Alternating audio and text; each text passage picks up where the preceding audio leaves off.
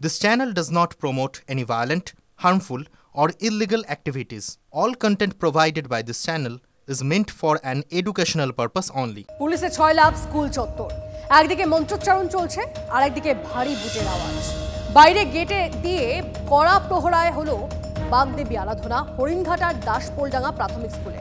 এরকমই নজিরবিহীন ছবি ধরা পড়লো ক্যামেরায়। UEM Jaipur is a perfect target for prospective students aspiring for good jobs, good education with future-ready skills.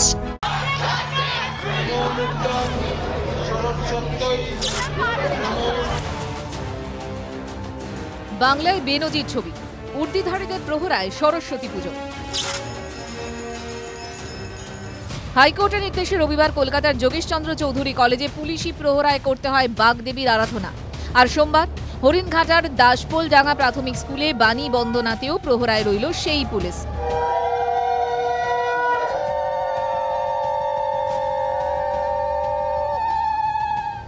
নামাতে হলো র্যাফকেও।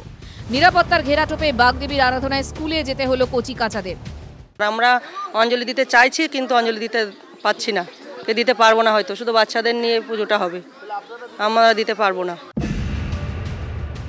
কেন এমন পরিস্থিতি তৈরি হলো? স্কুলে সরস্বতী পুজোয় কেন মোতায়েন করতে হলো পুলিশকে? এবারই প্রথম হরিণঘাটার এই স্কুলে সরস্বতী পুজো করার সিদ্ধান্ত নেওয়া হয়, কিন্তু অভিযোগ তাতে বাদ সাধেন স্থানীয় তৃণমূল নেতা আলিমুদ্দিন মণ্ডল। তৃণমূল নেতার হুঙ্কার, স্কুলে সরস্বতী পুজো করা যাবে না। ভারপ্রাপ্ত প্রধান শিক্ষককেও বদলির হুমকি দেওয়া হয়।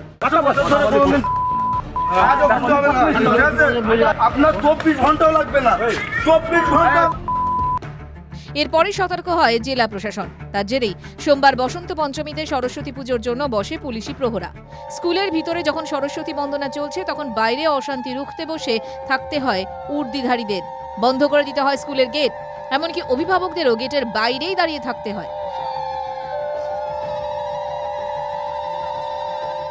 আমি একটু সন্দেশ নিয়ে আসছিলাম, কিন্তু মাস্টারমশাই আমাকে ঢুকতে দিলেন না, বললেন এখানে বাধা আসতে পারে, জানি না কেন।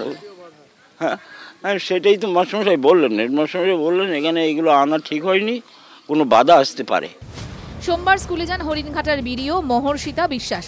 তাঁর অবশ্য দাবি কোথাও কোনো সমস্যা নেই। এই হুমকি, এই বিষয়টা নিয়ে আমি এই মুহূর্তে বলতে চাই না। এখন যেটা প্রেজেন্ট যেটা সিচুয়েশন, দ্যাট ইজ শান্তিপূর্ণ, সকলে হ্যাপি, সকলে সহমতিক্রমে পুজোটা হয়েছে। সেটা প্রশাসন যেখানে যেখানে সমস্যা হবে সেখানে হস্তক্ষেপ নিশ্চয়ই করবে। সব মিলিয়ে বসন্ত পঞ্চমীতে হরিণঘাটার স্কুলে সরস্বতী পুজো ঘিরে নজিরবিহীন ছবি দেখল বাংলা। মহাদেব কুণ্ডুর রিপোর্ট, TV9 বাংলা। কি অদ্ভুত না সরস্বতী পুজো, তা ঘিরে বাংলার চরাচরে ভেসে উঠল বেশ কিছু অস্বস্তিকর ছবি। নদিয়া স্কুলে পুলিশ পাহারায় পুজো হলো, আর ঘাটালের স্কুলে শিক্ষক ছাড়া পড়ুয়াদের নিয়ে বাণী বন্দনা করলেন গ্রামবাসীরা। আনন্দের মধ্যেও মিশে রইল বিষাদ, আতঙ্ক, কারণ টিচার না থাকায় লাটে উঠছে পাঠশালা।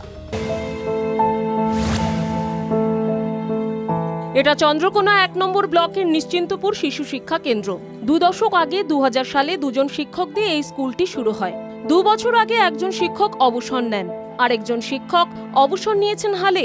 স্কুলে এই মুহূর্তে কোনো শিক্ষক নেই, পড়াশোনা শিখেই, তা বলে বাণী বন্দনাই হবে না।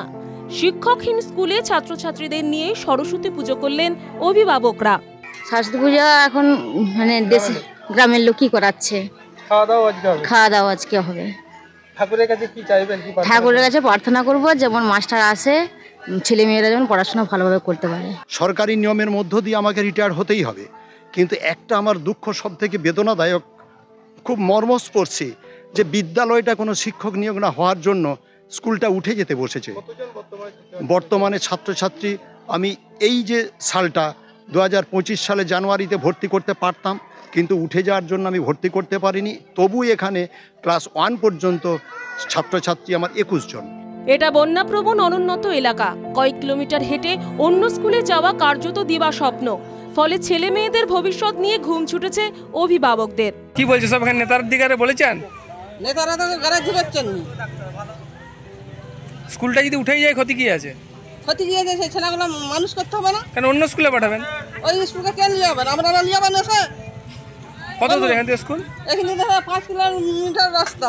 আমরা চাইছি যে আমাদের স্কুলে টিচার আসুক, না আসলে আমাদের বাচ্চাদের ভবিষ্যৎ নষ্ট হয়ে যাবে, কারণ বাচ্চারা তো যেতে পারবে না 5 থেকে 7 কিলোমিটার। কেন আজ তো সামনের দিন যেদিন মাস্টার জয়েন করে আমাদের গ্রামটা কোনো ছেনাই বড় নিজেরাই বড় সবই তো বোকার দল হয়ে গেলাম। অভিভাবকদের দুশ্চিন্তা কতটা তা কি অনুভব করতে পারছেন প্রশাসনের কর্তারা? তো স্কুলটি বন্ধ হওয়ার উপক্রম থেকেই খবর আপনারা শুনেছেন। আমরা আমাদের লিখিত অভিযোগ করে আমাদের এসআই সাহেবকেও জানিয়েছি, আমরা বিডিও সাহেবকে জানিয়েছি, আমরা জেলা পরিষদেও জানিয়েছি, সভাধিপতি ম্যাডাম ডিএমকে আমরা ফরওয়ার্ড করেছি।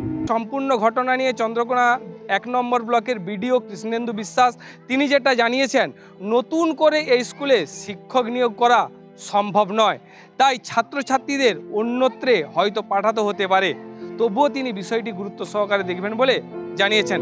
শিক্ষা দীক্ষায় রাজ্যের মধ্যে প্রথম সারিতে রয়েছে এই জেলা। সাক্ষরতার হার প্রায় 80%। সেই জেলায় স্কুলের এই হাল হলে গোটা রাজ্যের ছবিটা কি তা বলার অপেক্ষা রাখে না। অসীম বেরার রিপোর্ট, TV9 বাংলা। পশ্চিমী ঝঞ্ঝার মেঘ কাটতেই ফিরল মৃদু শীত। একদিনে 5 ডিগ্রি সেলসিয়াস পারদ পতন কলকাতায়। কথা বলবো আমাদের প্রতিনিধি কমলেশ আমাদের সঙ্গে রয়েছেন। কমলেশ, তবে এই শীতের স্থায়িত্ব কতদিন?